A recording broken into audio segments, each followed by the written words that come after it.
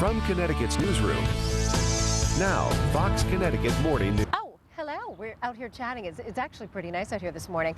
Kids love playing outside under the sun during these hot, steamy days. Maybe we don't like it as much, but the kids do. So we have to make sure that they're protected, and we are too. And this time of year, you know, there's a lot to consider. Things like burns, bites, stings. The bugs are out, especially with all the rain we've had. So we want to get some tips from UConn dermatologist Dr. Hanspaul Makkar. He's joining us outside this morning as well. Thanks for being here. Thanks for having me on this beautiful holiday. You know, it really is. And with this beautiful holiday, you know, we certainly want to remember what the holiday is all about, our nation's birthday and independence. Absolutely. But we also want to celebrate, and that often usually involves going outside. So First off, how about the SPF? What do we need? Sunscreen, SPF 30 or higher. You want to apply it half an hour before you leave the house, and then reapply it every 2 hours. I know that's not always possible. The best thing to do, long sleeves, long pants, a hat, as much as you can. And that helps with the bugs too. Absolutely. It's hot, but you know, what are the alternatives? You can get bitten. And we're talking, you know, mosquitoes have been just atrocious this year with all the rain. Absolutely. What do we need to do to try to prevent ourselves from dealing with mosquitoes? So bites are super common in children, especially during the spring and summer months. So there's many things you can do. Again, avoiding your skin to be exposed. So long sleeves, long pants as much as you can. And what socks, about DEET? Is that okay for kids? DEET is okay. So the lower the concentration, the less risk there is. We don't recommend DEET to be applied in children less than 2 months of age. Oh, okay, not newborns then. And then you want to avoid a product that contains more than 10% DEET in children. What about when kids or anyone has what seems to be a not so mild reaction to something like a mosquito bite?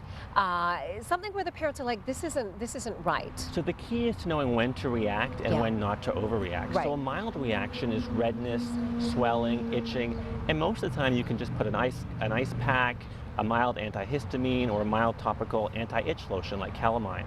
But what you want to be aware of is a life-threatening reaction. So if your child develops chest tightness, difficulty breathing, hives all over the body, these can be more worrisome signs, and you want to make sure you contact emergency medical services as soon as possible. And you also want to be aware of the fact that mosquitoes can carry diseases, things like West Nile, so that's another thing to watch for. Absolutely. Fever, rash, headache, nausea and vomiting. Again, most children with West Nile virus don't have any symptoms at all.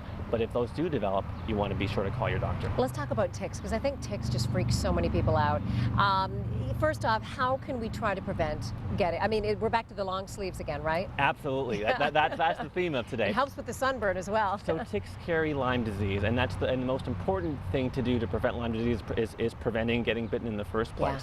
So using compounds like permethrin, and again, the DEET compounds to your skin, and permethrin to camping gear, hiking equipment, tick checks.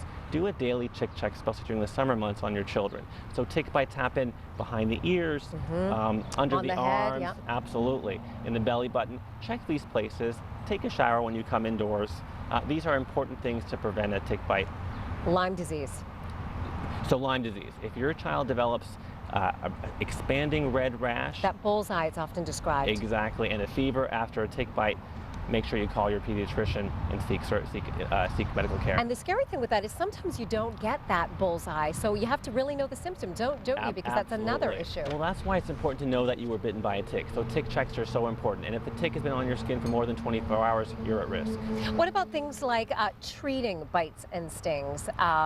You know, is there anything in particular, especially when it comes to stings, you know, with a bee, they can leave behind that barbed stinger. Absolutely. What do you do with that? So if you can get the stinger contains the venom. So if you can get that stinger out, that's important to avoid. Are we talking tweezers?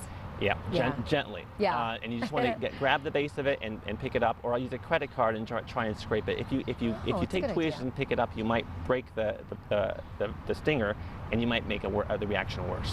And you know, if it gets infected, that's a time to maybe go to the pediatrician, go to the doctors, just make sure everything's okay with that. Fever, redness, signs that your child's not doing well, call your pediatrician because the child may need antibiotics. Dr. Makkar, thank you so much for coming in. Thanks. Hopefully we just prevented you a little pain and misery on this 4th of July. Thanks so much, and happy 4th to you. You too.